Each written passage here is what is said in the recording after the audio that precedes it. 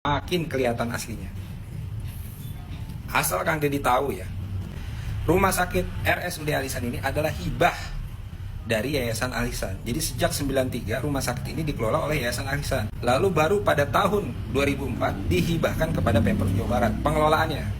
Dan saat itu pun namanya tidak diganti. Untuk apa? Untuk menghormati pendiri rumah sakit tersebut.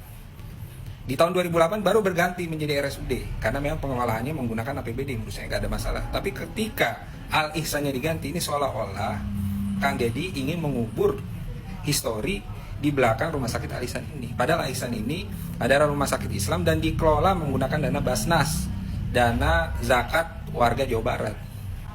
Gitu. Kalau tujuannya ingin mengangkat budaya Sunda, kenapa harus dibentur-benturkan dengan budaya Islam yang sudah melekat di rumah sakit tersebut?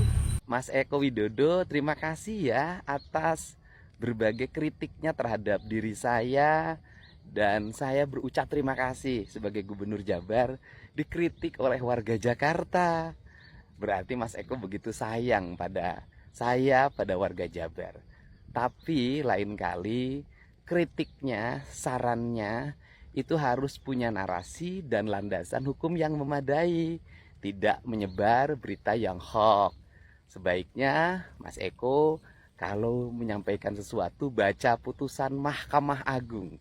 Di sana sangat lengkap narasi bagaimana yayasan didirikan, sampai mendirikan rumah sakit, sampai menjadi proses hukum dan sampai disita oleh pengadilan dan diserahkan secara penuh kepada pemerintah Provinsi Jawa Barat melalui putusan Mahkamah Agung.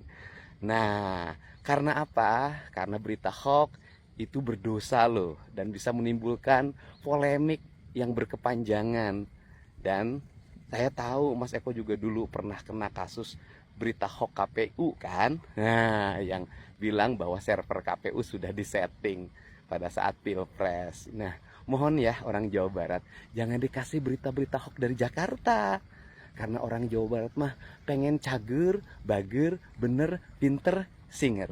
Kita bisa berpolitik dengan baik, kita bisa bermedia sosial dengan baik, dengan menggunakan narasi-narasi yang memberikan pendidikan bagi publik. Kritik boleh, tapi tidak boleh mengkritik dengan kebohongan, menggiring orang dengan tujuan tertentu.